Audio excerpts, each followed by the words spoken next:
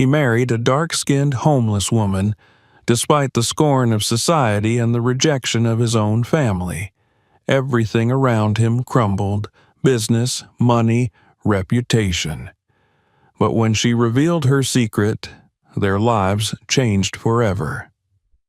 Subscribe so you don't miss new stories, and write in the comments how you would have acted in his place. Where are you watching us from? Alexander Mason stood by the floor-to-ceiling window of his penthouse apartment, the skyline of Manhattan glittering before him like a promise he'd already fulfilled.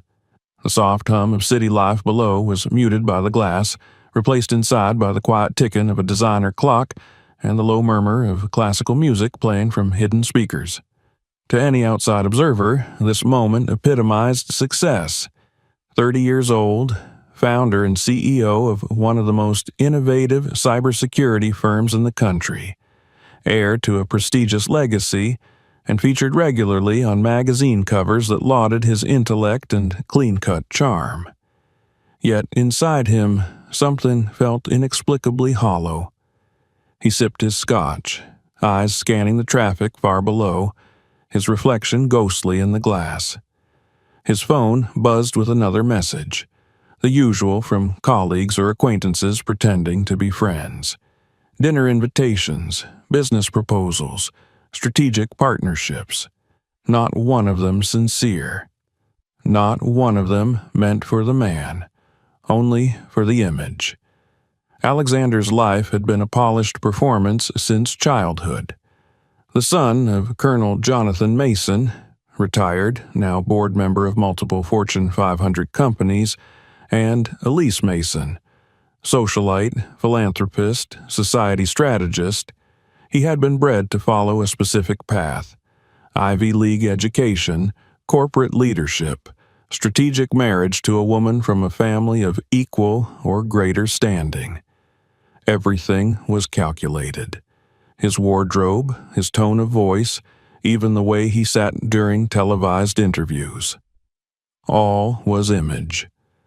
Behind the perfect facade, however, was a mind that yearned for authenticity.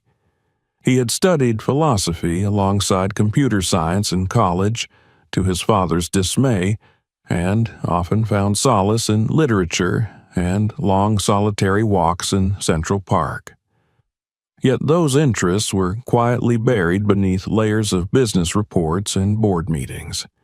He was, after all, a Mason, and Masons did not indulge in sentimentality.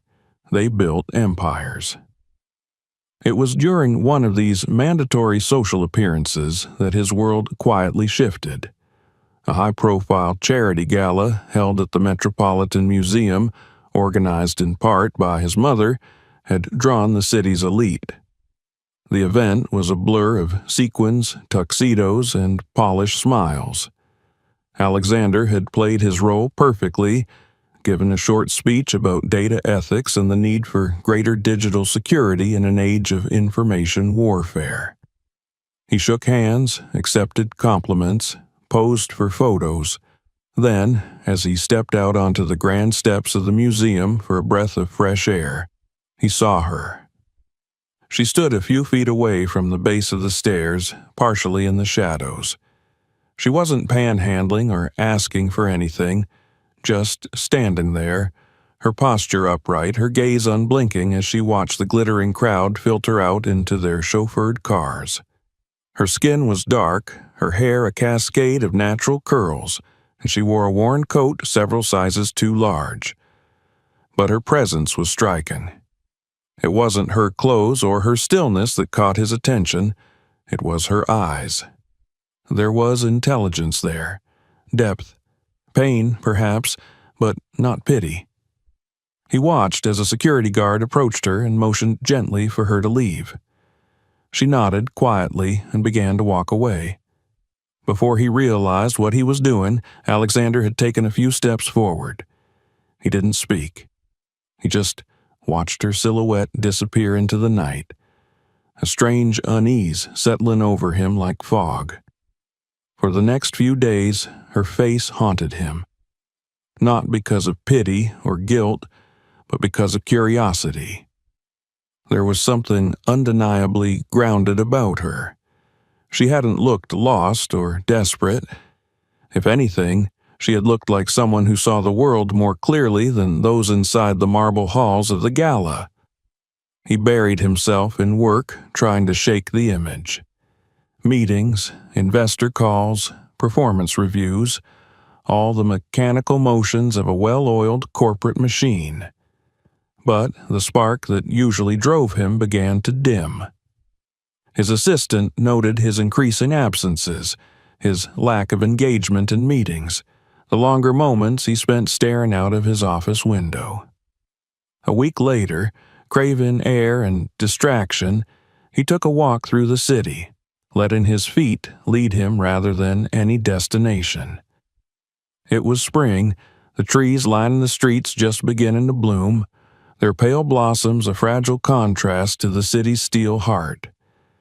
He wandered into Riverside Park, drawn by the sound of water and the temporary illusion of silence. The bench near the pond, half in sun, half in shadow, called to him. And there she was, seated on the far end, her coat now buttoned to the top despite the warming day. She held a tattered notebook on her lap. Her hands moved slowly, fingers curled around a pen, her head bent as if in thought. She didn't see him at first. He hesitated, torn between decency and impulse. Then he sat, leaving space between them, close enough to be near, far enough to respect the invisible boundary. Minutes passed. She turned slightly, noticing him. Their eyes met again. This time there was a flicker of recognition in hers, not surprise, but awareness, as if she had been expecting him. They didn't speak then, but something shifted. Over the following days they met often, sometimes by coincidence, sometimes because he sought her out. He brought her coffee, left books by her side when she was away, asked questions she didn't always answer. But when she did, her words were sharp, layered, sometimes biting in their honesty. Her name, he learned, was Amara. She spoke like someone who had read widely, who understood not just theory but the consequences of systems. She challenged him. His views, his privilege, his assumptions. And she listened too, without judgment. He found himself telling her things he had never said aloud, about the emptiness of his life, the loneliness of success, the hollowness of applause. One day, as they watched a pair of ducks glide across the pond, he asked what she used to do. She was silent for a long time. "I used to teach," she finally said, "economics, at a public university." He blinked. "What happened?" "My husband happened. The system happened. Life happened." She did not elaborate then, but the sadness in her voice stayed with him. Not weakness, not defeat, just a sorrow worn into the bones. The more he learned, the more he respected her. She was brilliant, formidable, unbreakable, and still she had nothing. He began to question everything. When tabloids caught wind of his frequent visits to the park and photographed him beside a mystery homeless woman, the coverage was vicious. Headlines ranged from the patronizing to the outright racist. His PR team begged him to release a statement distancing himself from the woman. He refused. The board of his company called an emergency meeting. His father demanded an explanation, his voice like gravel over stone. "You're risking everything," he warned. For what? A streetwalker? Alexander left the meeting before it ended. His mother visited him, draped in pearls and perfume, eyes wide with indignation. "Do you have any idea what people are saying?" she hissed. "This could destroy our name." "Maybe our name needs destroying," he replied quietly. When he next saw Amara, he told her everything. She looked at him long and hard, as though weighing the soul of the man before her. "You don't owe me anything," she said. "I know," he replied, "but I want to owe you everything." That evening, For the first time, he asked her to come home with him. She declined. Not yet. Not unless he was certain. A week later, he proposed. No ring, no audience, just two people in a park where spring was beginning to bloom.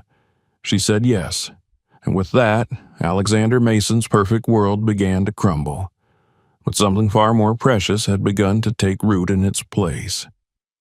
The morning sun filtered through the tall windows of Alexander's apartment, casting long golden rays across the hardwood floor. The silence in the room was heavy, broken only by the soft clink of a spoon against a porcelain cup. Amara sat at the edge of the dining table, her hands wrapped around a mug of tea, wearing a simple sweater Alexander had given her days ago. It hung loosely on her frame, both too big and not big enough to hold the weight of her presence. He watched her from the kitchen, still caught in the surreal aftermath of what had happened just a week before. Their wedding had been a quiet affair. No photographers, no silk gowns, no family members seated in rows of white chairs. Just two signatures on a piece of paper in a small civil office tucked away from the noise of the world, and the gentle squeeze of fingers that said more than any vows ever could. It was everything he hadn't known he needed. Yet, as peaceful as the ceremony had been, the storm outside those walls had begun to gather. In the days that followed, the headlines multiplied. "Tech CEO marries homeless woman," one shouted, complete with grainy images of Amara in the park. Another leaned into racial and classist undertones with a cruel smirk. Silicon Valley's prince and the pauper princess. The media dissected their relationship with a clinical detachment and veiled disgust, prodding at their age difference, racial dynamic, and above all, Amara's past. Some speculated she had manipulated him. Others accused her of being a gold digger with a calculated agenda. Inside their home, however, things were different. Alexander found comfort in Amara's presence, not just emotional support, but intellectual companionship, quiet understanding, and unspoken resilience. She carried herself with a dignity no amount of poverty could erode. She never asked for anything, never demanded, never once made him feel like a savior. If anything, she made him feel human, fallible, raw, and alive. Still, the external pressure began to creep in. His assistant, Sarah, requested a private meeting. "The board is concerned," she said cautiously, her eyes not quite meeting his. "Investors are asking questions. Some are threatening to pull out if you don't address the situation." "The situation?" Alexander echoed. She hesitated. "Your marriage." He stood by the window again, arms crossed. It was becoming a familiar position, watching the city pulse below, wondering why the world feared authenticity more than deceit. "I'm not releasing a statement," he said finally. "She's my wife, that's all anyone needs to know. But the optics, I'm not running for office, Sarah." She nodded, lips pressed into a thin line. He knew she meant well.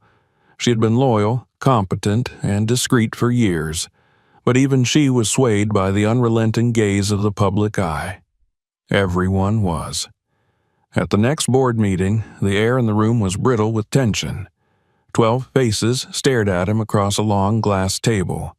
All men, all white, all wealthy. Most had gray hair and lined faces from decades of steering companies with ruthless precision. The chairman, a longtime friend of Alexander's father, cleared his throat. "Alex," he began, using the tone one reserved for unruly sons or insubordinate employees. "We're all very proud of the work you've done here. Your leadership has brought this company to remarkable heights, but recent developments have raised questions. Investors are nervous.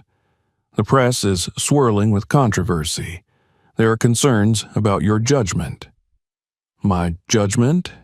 Alexander asked calmly, though his pulse quickened. You're making personal decisions that carry public consequences. You married someone the media is calling a homeless woman who, regardless of her personal qualities, presents a liability to our brand. She's a human being, Alexander said, and she's my wife. No one's disputing that, another board member said quickly, hands raised as if to fend off accusation. But perception is reality in business. We're dealing with shareholder confidence, brand partnerships. So you're suggesting I what? Divorce her to appease your portfolios? Silence stretched. A few exchanged uncomfortable glances. Finally, the chairman sighed.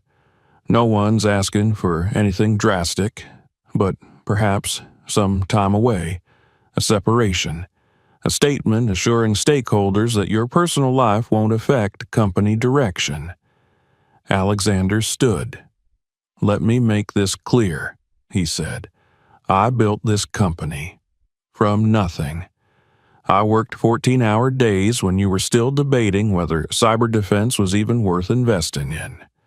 I earned your trust through performance, not pedigree. And I will not justify my marriage, my love, to a room full of men who think decency is a liability. He walked out, heart pounding, unsure if he'd just signed his resignation with those words. Back home, Amara sat cross-legged on their couch, reading a weathered paperback. She looked up when he entered, her expression neutral but searching. They want me to separate from you, he said. Her eyes didn't widen. She nodded slowly, almost unsurprised. I thought they might. I walked out. Probably won't have a job tomorrow. She closed the book gently. Then we start again. Together. He sank beside her, letting her words wrap around the fear that gnawed at his chest. How easily she said it. Not out of recklessness, but because she had already lived through worse. She had already lost everything, yet here she was, strong and unwavering. The following week, his co-founder and childhood friend Julian scheduled an urgent breakfast. They met in a private booth in an upscale restaurant downtown. Julian was all charm, crisp suit, expensive cologne, forced smile. This isn't personal, he began. It's about survival. Alexander waited. Your image has become a liability. I tried to hold them back, but the investors are spooked. They think your marriage signals instability. And then there's the board. I know about the board. Julian leaned forward. Look, Alex, the truth is, the patents, the ones we filed together for the new platform, I had them reviewed. Legally, they were never finalized under the joint clause. I registered them under my name. It took a moment for the words to sink in. The implications were immediate. The project that would have secured their company's next 5 years, the one he had poured his soul into, was gone. Stolen. You're stealing our work, Alexander said quietly. I'm saving the company. You're saving yourself. Julian didn't deny it. By the time Alexander returned home, he was no longer the CEO of one of the country's fastest-growing tech companies. He was no longer a partner. He was, legally and financially, severed from everything he had built. He told Amara everything. They sat in silence afterward. The sun dipped low, casting long shadows across their modest apartment. There were no more assets, no properties. The accounts were frozen pending legal reviews. All they had were the clothes on their backs and whatever cash he could withdraw before the freeze. And yet, Amara didn't waver. That night, she cooked with what little food they had left, a simple meal of rice and lentils, seasoned with the last of the spices. They ate in the dim light of a single lamp, no music, no distractions. I've lost everything, he whispered. She took his hand. No, she said, now you've found something. He looked at her, truly looked, at the woman everyone said was beneath him, unworthy, dangerous to his reputation, and saw instead the only person who had never lied to him, never used him, never cared for what he owned, only for who he was. In that moment, Alexander understood that this wasn't a tragedy. It was a rebirth. The next morning, sunlight slipped through the cracks in the blinds and bathed the small apartment in a dusty golden hue. The kitchen smelled faintly of leftover rice and the last slice of toasted bread from the night before. Alexander sat at the edge of their modest kitchen table, staring at the grain of the wood as if it held answers. His tie was undone, sleeves rolled to his elbows, his hair slightly unkempt, details he once would have never allowed himself in public or even private. Now, none of it mattered. Amara stood by the window, sipping a lukewarm cup of tea. Her silhouette was serene against the morning light, her presence calm and unwavering, as it had been through each shattering revelation of the past days. Alexander's world had imploded, but hers remained steady, because she had already known loss. She had already watched everything collapse and had learned to breathe amidst the ruins. The day before had taken more than his company. It had taken the final illusion of safety he'd clung to. The betrayal by Julian, the cowardice of the board, the eager scorn of the media. All of it served as a brutal initiation into a life unprotected by wealth and legacy. And yet, as he looked at Amara now, her fingers curled around the chipped porcelain mug, he realized he wasn't afraid. Not really. The fear that had ruled him all his life, the fear of failure, of disgrace, of being unloved, was gone. In its place was a raw clarity. Their funds had dwindled to a few $1,000s, and most of that would go toward rent and basic food for the coming weeks. The apartment was not theirs. It was a short-term rental they'd moved into after leaving his penthouse, which was now under review by Asset Protection Services. The luxury, the silence, the endless glass and chrome, they had meant nothing when the world turned its back. They spent the day quietly. Alexander called lawyers, trying to understand the full scope of the legal disaster Julian had orchestrated. It was worse than he thought. Julian had preemptively filed new patents, shut down Alexander's access to the shared server, and even manipulated internal communications to cast doubt on Alexander's mental stability. The company was lost. There would be lawsuits, but it would take months, perhaps years, to see any justice, if ever. His name had been dragged through the mud with strategic precision. Meanwhile, Amara went out to the local market and returned with the cheapest groceries she could find. She made soup that evening, humming quietly as she chopped onions and added spices she remembered from her childhood. Alexander watched her from the doorway, mesmerized by how someone could still sing in the face of so much uncertainty. Later that night, as the wind rattled the windows and the floor creaked with the sounds of the aging building, Amara pulled a thin blanket over their shared mattress and lay beside him. Her voice was soft in the dark. "You're not defeated," she said. "I feel like I am. No, you've just been returned to yourself." He turned toward her, her eyes glowing faintly in the moonlight. "How are you not angry?" "I've already been angry. At life, at people, at God. I wasted years in rage. Now I choose peace. I don't know how to do that. You will." Days passed, calls went unanswered, emails bounced back, former colleagues disappeared. The ones who had toasted his success now acted as though he never existed. Some even joined Julian's camp, aligning themselves with the rising tide of the new leadership. It was as though Alexander Mason had died, and no one had come to the funeral. Then came the final blow. It started with a single call from his building's concierge. He and Amara had been out, walking through a small park nearby, sharing a paper bag of roasted peanuts when his phone buzzed. He answered, expecting another mundane rejection or legal update. Instead, the concierge's voice was trembling. "Mr. Mason, I'm so sorry. I don't know how they got in, but your penthouse has been emptied." Alexander's stomach dropped. "Emptied? Furniture, artwork, silverware, electronics, even the wine cellar. It's all gone." "Who?" The voice on the other end hesitated. "Your family, sir. They had keys, and they came with movers. They said you had approved it." He didn't remember walking back. He only remembered the feeling, like ice crawling up his spine, like his lungs couldn't draw in enough air. Amara held his hand the whole way, not saying a word, only gripping tighter each time she sensed him stumble. When they reached the penthouse, what greeted them was devastation.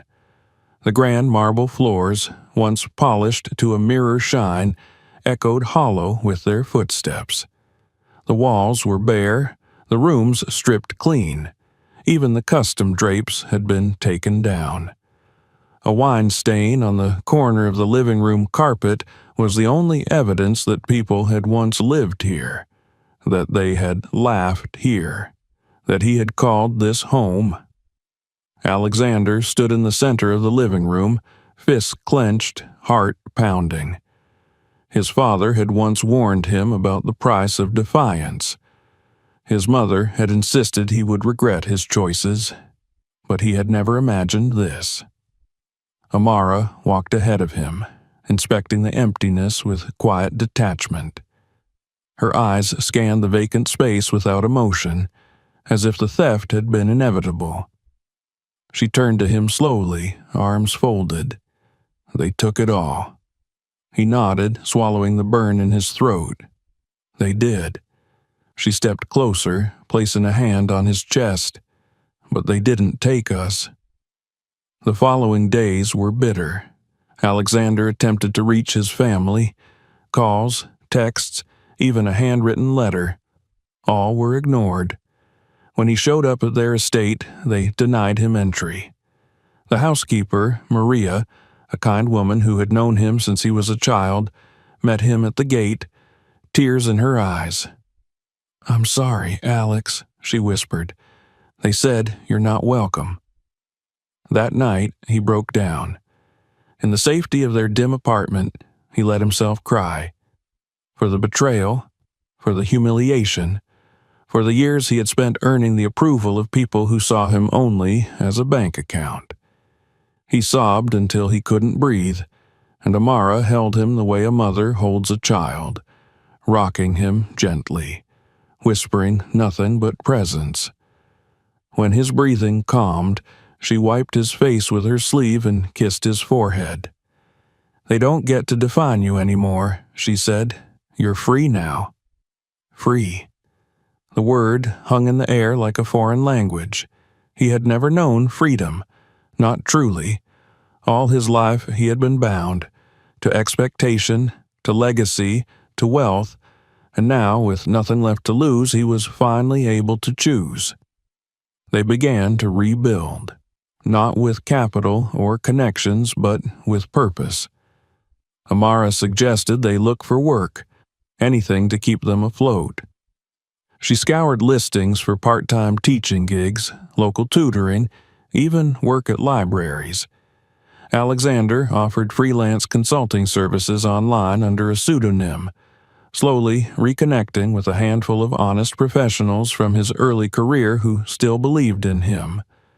But the city was cruel to those who had fallen. Doors that once opened with a handshake now stayed shut. Job offers vanished when names were recognized. Every opportunity seemed to retreat just out of reach. And still, Amara remained steady. She cooked, she read, she smiled. And every evening, she asked Alexander the same question. "What do you want to build next?" At first, he didn't know how to answer. But slowly, as the noise of the world faded and the weight of false ambition fell away, an answer began to form. He didn't want to rebuild the same life. He wanted something new, something true. One evening, as Amara sorted through her old notes in a cardboard box she had saved for years, she pulled out a worn folder labeled Crypto Fundamentals. Her eyes widened. She flipped it open, brows furrowing. I forgot I even had this. Alexander looked over her shoulder. Inside were handwritten notes, diagrams, and a password scribbled on a yellowing slip of paper. What is it? A wallet address, she said slowly. I bought some Bitcoin a long time ago, just a few $100s worth, before everything. He blinked. When? Back when I was teaching. One of my students convinced me to try it.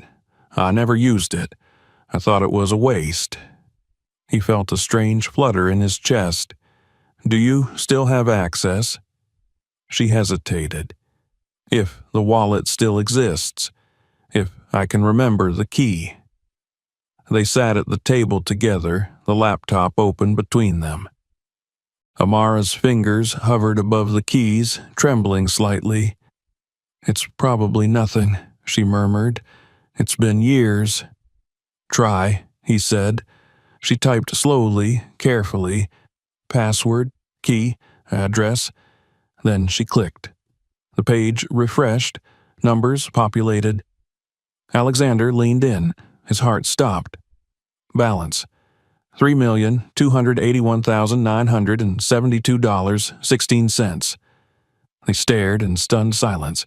Then Amara laughed, a deep, rich sound that filled the room like sunlight. Alexander laughed too, his hand over his mouth, disbelieving.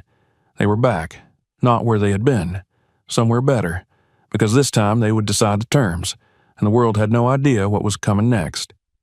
They sat for a long time in silence, the flickering glow of the laptop screen the only light in the dim apartment. Amara hadn't moved, her hands still resting gently on the keyboard, eyes wide and unblinking as the numbers glared back at her like a secret too wild to believe. Alexander leaned back in his chair slowly, as if moving too quickly would shatter the reality in front of them. Neither spoke. The sound of traffic filtered faintly through the cracked window, the city oblivious to the miracle that had bloomed in the stillness of their modest kitchen. $3 million. A fortune, born from a forgotten wallet, long buried under years of pain, survival, and silence. Amara's mind reeled. She had purchased the cryptocurrency on a whim.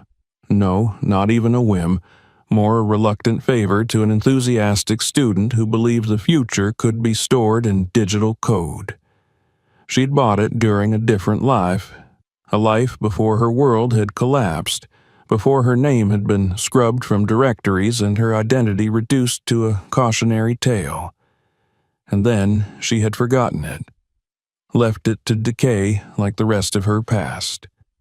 But it hadn't decayed. It had matured, waiting quietly in the background as if knowing one day it would be needed. It had grown beyond anything she could have imagined. Now it was here, like a phoenix rising from the soot of all they had lost. Alexander exhaled a laugh, a strange, breathless thing, more disbelief than joy. Is it real? He whispered. Amara finally looked up at him, her eyes shimmered. She didn't answer. She didn't need to. The reality was undeniable. The numbers were real. The money was real. The opportunity was real. After so many months of scarcity and quiet resignation, after the slow unraveling of their old lives, this moment stood out like a bright rupture in the fog. They didn't sleep that night. Instead, they talked. Not about the money itself, but about what it meant. Alexander sat cross-legged on the floor while Amara curled into the couch, her notebook resting on her lap, pen moving rapidly across the page. The conversation shifted between giddy dreams and sober analysis. She was pragmatic. She always had been. He was the dreamer now, imagining platforms, systems, products. But she reminded him again and again, if they were to rebuild, it would not be a repetition of what was lost. They had learned too much, paid too dearly. "I don't want another empire," she said softly, "not if it's built on sand." Alexander nodded. No empires, just something real. By morning, they had a plan. Not polished, not perfect, but alive. It would begin with what they knew. Amara's knowledge of economics and financial systems was not just academic, it was lived. She understood risk, scarcity, inequity. She had taught hundreds of students, many of them from communities that had been shut out of generational wealth. She had seen the cracks in the system long before she fell through them herself. Alexander, for all his trauma, still had a mind sharpened by years of engineering, systems thinking, and leadership. They would combine what they had, not to sell people a fantasy, but to help them navigate reality. The name came quickly. Lumara, a merging of their names, light and resilience. It would be an educational and consulting platform designed to help marginalized individuals and small businesses gain access to financial literacy, crypto knowledge, and basic investment tools. No gatekeeping, no jargon-laden lectures meant to confuse. Just clear, accessible, empowering information and tools. They wouldn't sell wealth, they would build understanding. The first step was infrastructure. Alexander reached out to a handful of people he still trusted. Former interns, a brilliant systems architect from his old team, a freelance designer who had once done pro bono work for nonprofits. He was careful, never mentioning money until loyalty was proven. Most responded with cautious enthusiasm. They remembered the man Alexander had been before the fall and believed in the version standing now, scarred but sober. Amara, meanwhile, began drafting lesson modules. She wrote like she used to teach, sharp, precise, human. Each lesson was crafted with intention. How to open a crypto wallet safely, how to assess investment risk, how to spot predatory financial schemes, how to understand inflation, taxation, volatility. She made sure it was not just about profit, but protection. For her, this wasn't just business, it was healing. Their apartment transformed. Sticky notes lined the walls, notebooks piled high on the floor. Half-eaten meals and empty coffee mugs became common sights. They worked with a rhythm that surprised even them, driven not by desperation but by clarity. For the first time, they were building something that belonged to them both, not as a product of desperation but of choice. They launched the beta version within 6 weeks. It was simple, bare bones, but functional, and it was free. Amara insisted. Accessibility was the cornerstone. They could monetize consulting services later, offer premium tools if needed. But the core, education, knowledge, access, had to be open. It was their promise. The initial response was small but enthusiastic. A few hundred users signed up in the first month, most of them from word of mouth and community forums. Then came the first article. A local tech journalist stumbled upon the site, intrigued by its ethos, and reached out for an interview. Amara refused. Publicity still made her skin crawl, but Alexander agreed on the condition that the story focus on the mission, not the money. The article dropped with the headline, "From Collapse to Catalyst, How Two Outcasts Are Rewriting the Rules of Wealth." It was raw, honest, and respectful, and it went viral. Suddenly, Lumara wasn't just a passion project, it was a movement. More users signed up. Messages poured in from educators, activists, even single parents looking for a way to understand finances without fear or shame. They heard from undocumented workers, returning citizens, young people drowning in student debt. The stories were heart-wrenching. The need was overwhelming. Alexander felt something he hadn't in a long time: purpose. They hired cautiously: a programmer from Kenya, a data analyst from Detroit, a curriculum developer from Atlanta. All of them had lived through financial hardship. All of them understood the stakes. The team grew like a family, scattered across time zones, connected by mission. But success didn't mean safety. Emails from Julian began arriving again, veiled threats wrapped in legalese. He claimed their platform infringed on proprietary models he had filed. Alexander knew better. None of their architecture came from his old work. Still, they lawyered up just in case. Worse were the comments online. The more visible they became, the more bile they attracted. Trolls flooded social media, mocking Amara's past, calling her names, dragging up old mugshots from the night she was arrested for protesting outside a courthouse after losing custody of her son. Some claimed she had seduced Alexander for his wealth. Others simply couldn't stomach the image of a white man standing beside a black woman in partnership and power. Amara read some of it, then stopped. "They want me to feel like a guest in my own life," she said one night, closing her laptop. "I won't give them that." He kissed her forehead. "You're not a guest. You built this home." Despite the noise, their platform flourished. The user base tripled, then doubled again. A foundation reached out, offering grant funding to expand their outreach to community centers and schools. Amara agreed, but only if she could design the curriculum herself. She wanted to stand in classrooms again, not lecture halls, but church basements, public libraries, shelters. She wanted to look into the eyes of women who had been told they were nothing and hand them tools to build something. And so she did. They traveled across cities, sometimes with just a projector and folding chairs, sometimes to standing-room-only workshops. People listened, not because she was rich or famous, but because she knew. She had lived it, and she had come back.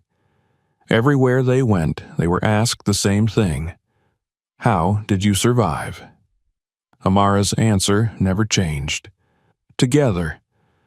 Late one night, after a particularly exhausting workshop in Cleveland, they returned to their hotel room and collapsed on the bed, fully clothed. The window was open. Rain tapped gently against the glass. Alexander turned to her. "Do you miss your old life?" She thought for a moment. "No," she said. "I miss my son. I miss the person I was before everything, but not the life. That was a stage set. This is real." He nodded. "I think I finally understand." Outside, thunder rolled softly in the distance. Amara reached for his hand. "We're not done yet," she whispered. "No," he agreed. "We're just beginning." And somewhere, in the quiet night, a new future stirred, one built not on ashes, but on gold neither could have predicted, and both had finally earned. The spring that followed was unlike any other they had known. The city thawed from its winter stillness, the trees lining the streets bursting into fragile blossom, their petals dusting the sidewalks like confetti from some unseen celebration. For Alexander and Amara, the change in season was more than a shift in weather. It was the outward echo of a transformation that had already begun within them. Life was different now. Not easier, not without struggle, but undeniably different. There was rhythm again, not dictated by others, but composed with their own hands. They had found an apartment near the edge of Brooklyn, modest and sunlit, with creaking floors and a fire escape that Amara had turned into a tiny garden.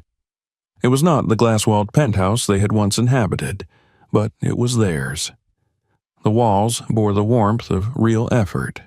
Photographs of community events, whiteboards filled with sketches and ideas, stacks of printed lesson plans. Their days were consumed with purpose, their nights with quiet joy. The pace of their lives was no longer manicured by corporate ambition or false urgency. They worked when they chose, rested when they needed, laughed often. Lumara had become something more than either of them had imagined. What had begun as a small-scale educational platform had grown into a movement. The media still circled, though the narrative had shifted. Now they were framed not as a cautionary tale, but as visionaries, people who had stared down collapse and built something that mattered.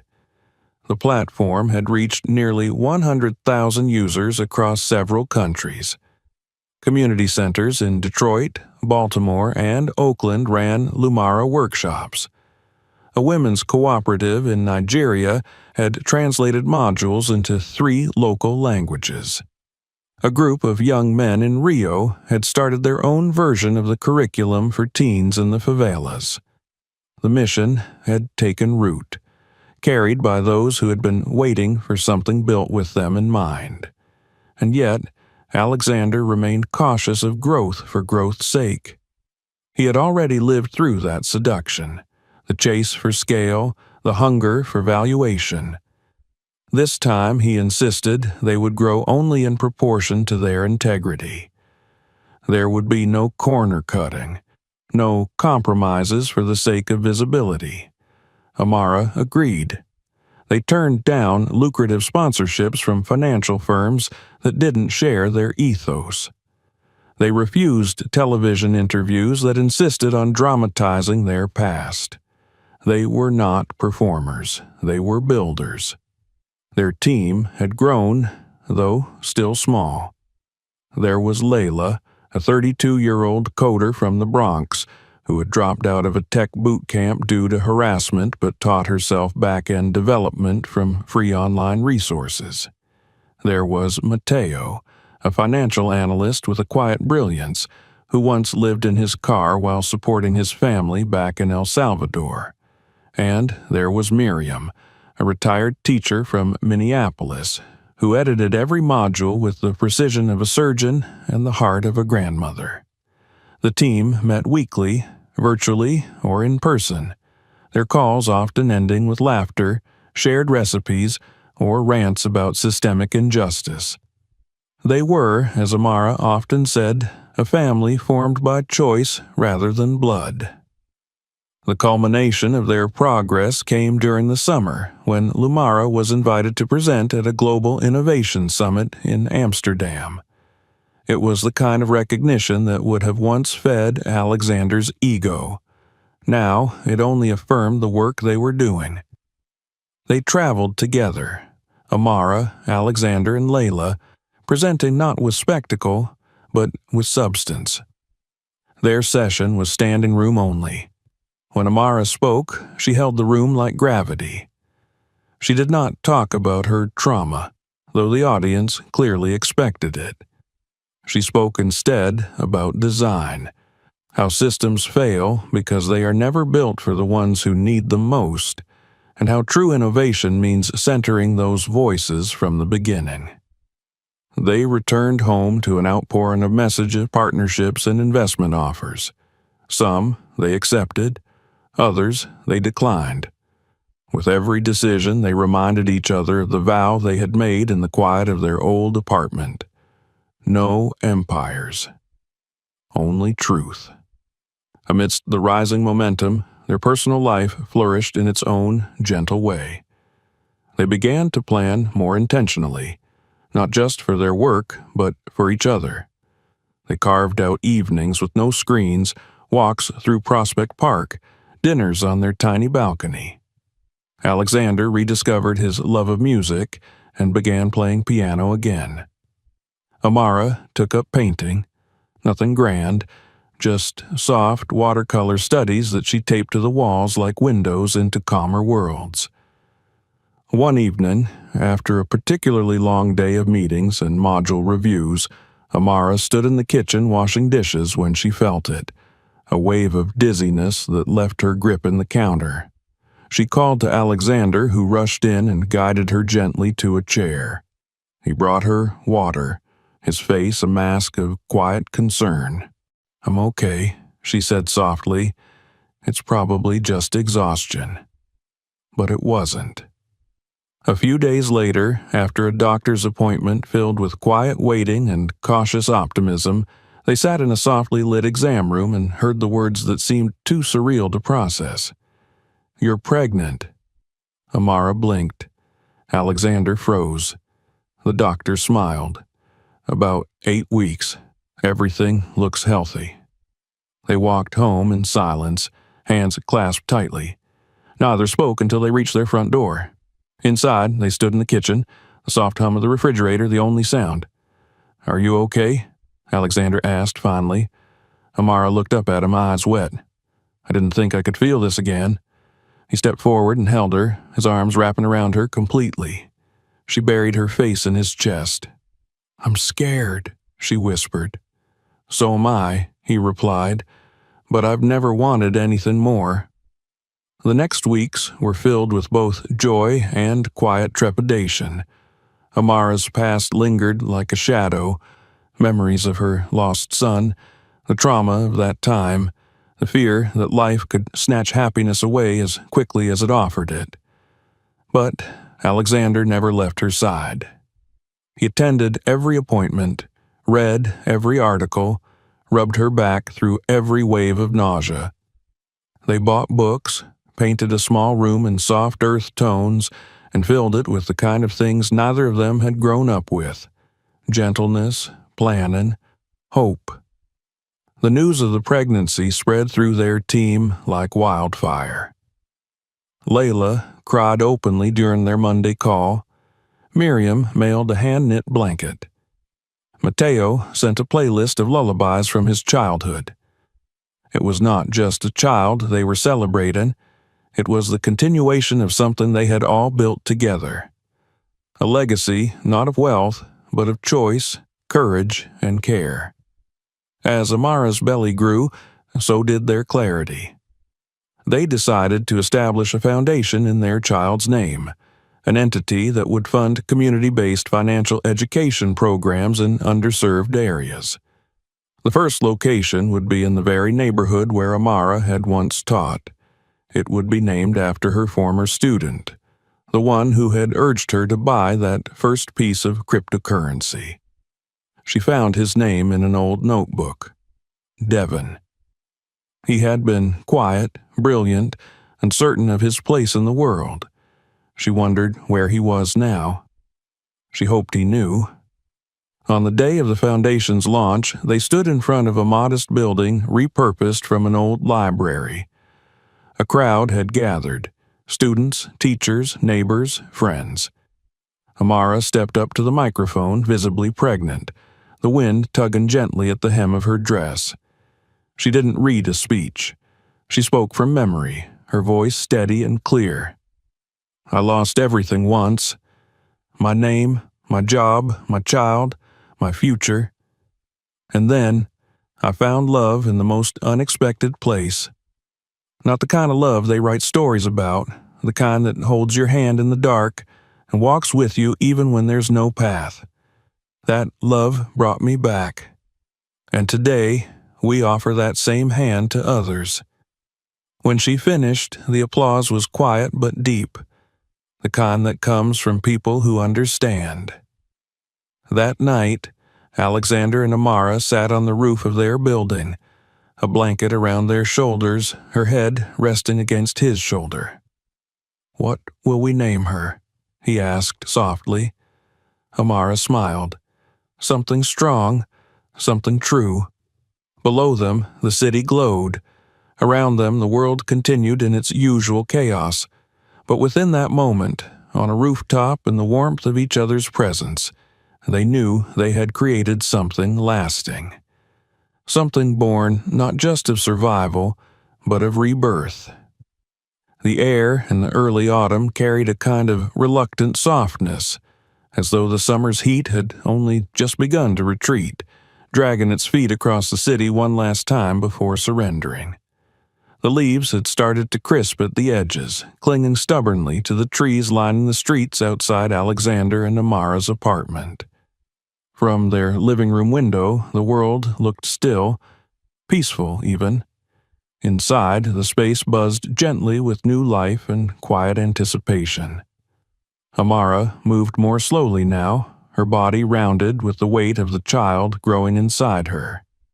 She carried herself with grace and care, her hands often resting unconsciously on her belly as she worked at the small desk they had pushed closer to the window. Alexander watched her sometimes from the kitchen or the hallway, struck anew by how impossibly beautiful she looked. Not in the polished, curated way the world often measured beauty, but in something deeper, more rooted. She looked like strength, like forgiveness, like a woman who had walked through fire and chosen not to burn. Their days had fallen into a rhythm that was at once ordinary and extraordinary. Mornings were for tea and soft music, afternoons for work, consulting calls, content reviews, partnership meetings. Evenings were for reading, for folding tiny clothes, for imagining the future that stretched out before them in 1,000 quiet, shimmering pieces. They spoke often of the baby, of names, of what values they wanted to pass on. Amara insisted on honesty above all else. Alexander on courage, and together they vowed to raise their child without the chains they themselves had once worn, without shame, without fear, without the weight of other people's expectations. Then, one afternoon, as the sky turned a heavy shade of gray, and the first real chill crept in through the window panes, a knock came at the door. Alexander was in the kitchen, pouring hot water over a tea bag when he heard it. He assumed it was a neighbor, or perhaps a delivery, but when he opened the door, the air seemed to still. Standing in the hallway were 3 familiar figures: his mother, Elise, his father, Jonathan, and his younger sister, Caroline. They looked smaller somehow than he remembered, not in size, but in presence. Elise's perfectly coiffed hair was now streaked with gray, her sharp features drawn tight with discomfort. Jonathan stood rigid, hands folded before him like a soldier awaiting inspection. Caroline clutched a leather purse to her chest, her expression caught between guilt and defiance. There was a pause. No one spoke. Then Elise cleared her throat. "May we come in?" Alexander didn't move. He stared at them, heart pounding, not with fear, but something colder, something harder. Behind him, he heard Amara's chair scrape gently against the floor. She appeared a moment later, moving with quiet deliberation, her hand resting against the arch of her belly. Elise's eyes flicked to her, then back to Alexander. "We heard about the baby," she said. Jonathan shifted. "We've come to talk." "To apologize," Caroline added quickly. The words hung in the air, thin and uncertain. Alexander stepped aside, slowly, without speaking. The 3 entered hesitantly, as if unsure they were truly welcome. The apartment was simple, warm, lived in. Elise's eyes swept across the room with barely concealed judgment. The mismatched furniture, the open shelving in the kitchen, the tiny crib nestled in the corner. Jonathan remained near the door, his arms crossed tightly over his chest. Caroline sat cautiously at the edge of the couch. Amara offered no greeting. She returned to her chair by the window, picking up the blanket she had been knitting and resuming her slow, steady rhythm. Alexander turned to his family. "You came here once before," he said, "when we weren't home, and you took everything." Elise looked away. "We were concerned," she murmured. "You were making decisions that—" That didn't suit your image, he interrupted. Caroline's voice cracked. We were scared. You were disappearing into something we didn't understand. Alexander laughed, a sharp, humorless sound. I was finally becoming myself. Jonathan stepped forward. Look, we didn't come to fight. Things have changed. Yes, they have, Alexander said. You lost your house. Jonathan's jaw clenched. Your accounts are frozen, Alexander continued. Your investments collapsed, and the trust fund was emptied last quarter. No one spoke. Now you come here, he said, with apologies, with stories of fear.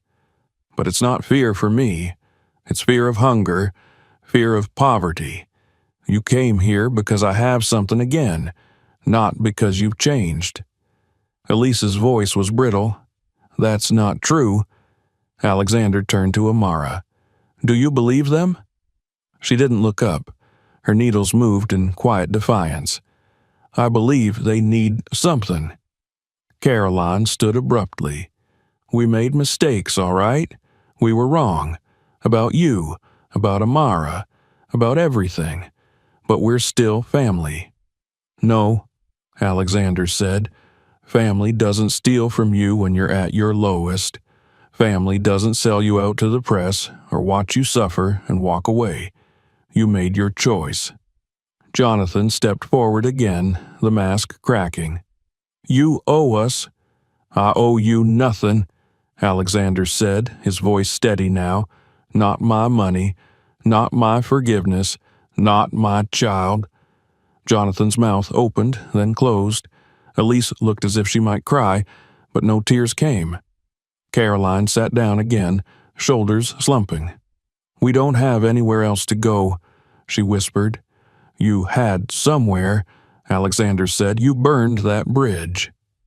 They stayed for a few minutes longer, silent and awkward, hoping perhaps that the atmosphere would soften, that Alexander would relent. But the warmth they sought was not there. Amara continued knitting. Alexander stood with arms folded, and the door, which had opened once in love, now stood closed in quiet judgment. Eventually, they left. No goodbyes, no embrace, just the soft thud of the door as it shut behind them. Alexander locked it gently, then leaned against the frame, exhaling a breath he hadn't realized he was holding. Amara looked up. Are you all right? He nodded slowly. I am. They'll try again, she said. I know. She returned to her knitting. After a moment, he joined her, pulling a chair beside hers and resting a hand on her knee. They don't get to have this, he said quietly. No, she agreed. They don't. That night, as the city slept beneath a blanket of quiet wind and rustling leaves, Alexander stood at the window, watching the shadows dance across the pavement. His heart ached, not with sorrow, but with the bittersweet clarity of finality. The people who had raised him, who had once defined him, were no longer part of his future. They had made their choices. Now he was making his. Amara came to stand beside him, one hand on her belly, the other slipping into his. He looked down at her. Are we ready for what's next? She smiled, tired but certain. We've already started. And in the quiet and the stillness of a home built not of stone, but of love and resolve, that waited for the future, not with fear, but with open hands. The days that followed carried with them a peculiar sense of stillness, as though the air itself was holding its breath, waiting. After the final encounter with his family, Alexander felt an odd calm settle over him.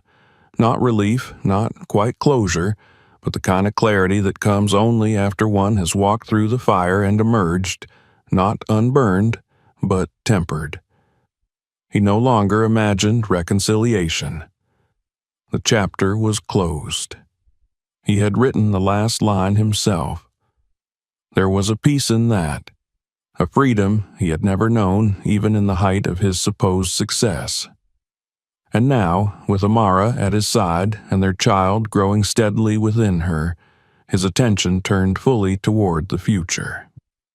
It was during one of those quiet afternoons, while sorting through documents for the Lumara Foundation's next expansion initiative, that the first signs came. Amara was moving through the kitchen when she paused, one hand braced on the counter, her face tightening just slightly. She breathed through it, calmly at first, until the pain returned, deeper and more insistent. Alexander was beside her instantly, supporting her gently as she exhaled through the contraction. It was still early, 3 weeks before the due date, but they both knew. The baby had chosen its own time. The hospital was a blur of movement and voices, soft beeps and rustling gowns, the quiet urgency of nurses and the sterile scent of antiseptic. Amara moved through it all with the steady resolve that had carried her through every trial of her life. Alexander stayed by her side, holding her hand through each wave of pain, whispering reassurances even when his own voice shook. He had never felt so helpless, so entirely consumed by love and fear all at once. Hours passed. The sun rose and fell beyond the hospital windows, unnoticed. When the child arrived, red-faced, wailing, fists clenched in protest at the shock of the world, it was as if time itself had paused.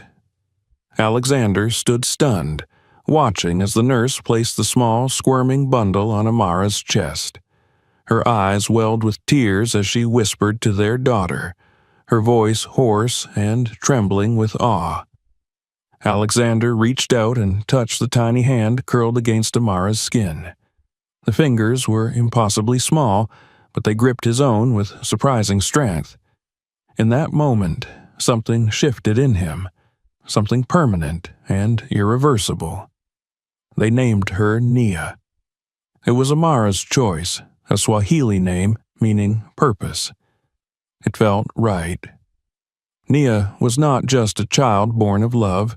She was a culmination, a new beginning that carried with it the weight and grace of everything they had endured. She was the promise they had clung to when the world turned its back. She was their answer to everything they had been told they could not have. The days in the hospital blurred together in a haze of exhaustion and wonder. Nurses came and went, checking vitals and teaching Alexander how to swaddle and burp, how to cradle a newborn without fear. Amara's recovery was slow but steady. She remained quiet through most of it, holding Nia with a kind of reverence that bordered on disbelief. Often, Alexander would find her gazing down at the baby, eyes distant and shimmering. He knew she was thinking of her son, of the life that had been stolen, and the life that had now been given. On their third night home, long after Nia had drifted into sleep, Amara sat on the edge of their bed, staring out the window at the city lights. "I never thought I'd get to do this again," she said softly. Alexander didn't need to ask what she meant. "I still think of him," she continued, "every day, not in the way I used to, no more anger, just remembering." He sat beside her, wrapping an arm around her shoulders. "He's part of her, too." Amara nodded. "Maybe that's what healing is, not forgetting, just learning how to carry it." They moved forward, slowly but deliberately. Parenthood changed everything, as they had known it would. Sleep became fragmented, conversations interrupted, time a strange and slippery thing. Yet, even in the exhaustion, there was joy. Raw, unpolished, beautiful joy. Nia's cries filled the apartment like music. Her laughter, when it came, was the purest sound Alexander had ever heard. Amara sang to her in the early mornings, lullabies and fragments of songs from her childhood, melodies that wove warmth into the walls of their home. Lumara, too, continued to grow, though at a more deliberate pace. They delegated more now, trusting their team to carry the vision forward. The Foundation's second community hub opened in Atlanta, and a third was being built in Oakland. Alexander returned to consulting part-time, his expertise in demand again, though he was more selective now, working only with organizations that aligned with their values.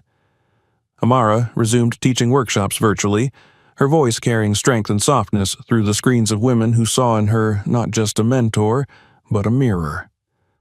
One evening, a letter arrived. Not an email, but a real envelope, handwritten. Amara opened it slowly, curiosity blooming on her face. Inside was a short note from Devin, the student who had once urged her to explore cryptocurrency, the one whose suggestion had unknowingly laid the foundation for everything that had followed. He had seen the news, recognized her name, and reached out to thank her. He was working now with a nonprofit in Nairobi, teaching financial literacy in under-resourced schools. Tears sprang to Amara's eyes as she read his words.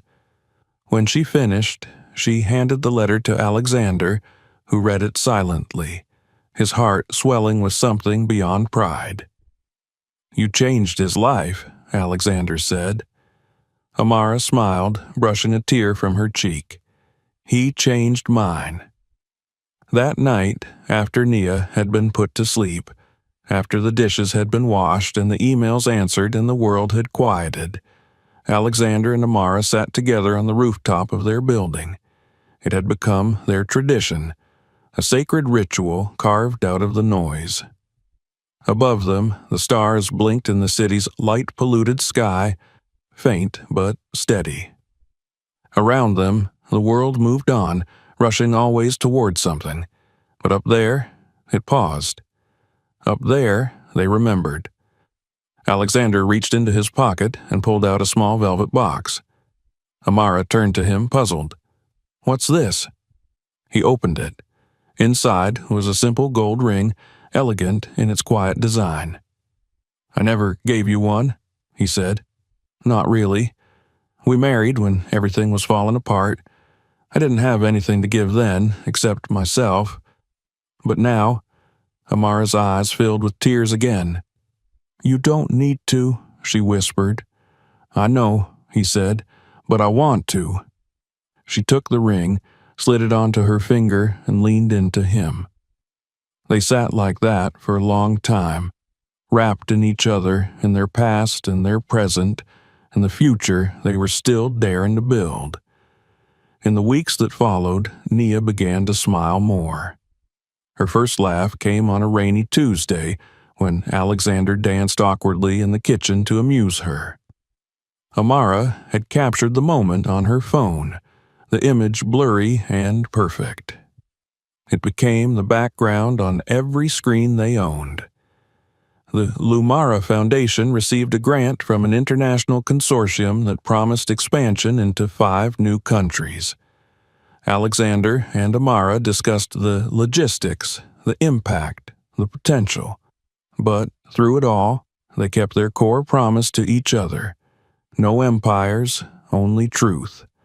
One morning, as Amara stood in the garden of the newest Lumara hub in Brooklyn, holding Nia on her hip, she looked out over the small gathering of young women preparing for a financial literacy workshop. The sun warmed the pavement. The air buzzed with gentle anticipation. A girl about 16 approached her, shy and hesitant. "Are you the founder?" Amara smiled. "One of them."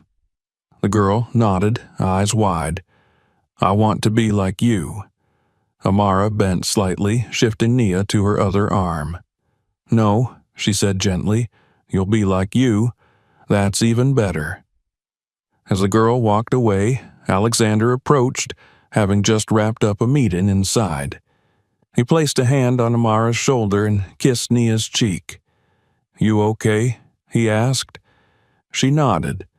"More than okay." He looked around, taking in the mural on the side of the building.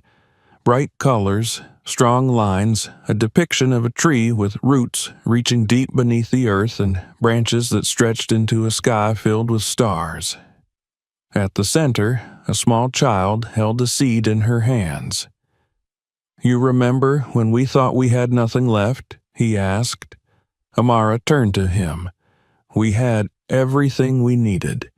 We just hadn't planted it yet." He smiled. And in that moment, as laughter echoed from inside the building, as Nia reached for the sky with her tiny fingers, as the world hummed with the possibility of what could be, they knew the root had taken hold, and it would grow. If you enjoyed this story, don't forget to subscribe for more. Check out our other videos and share this one with someone who might love it too.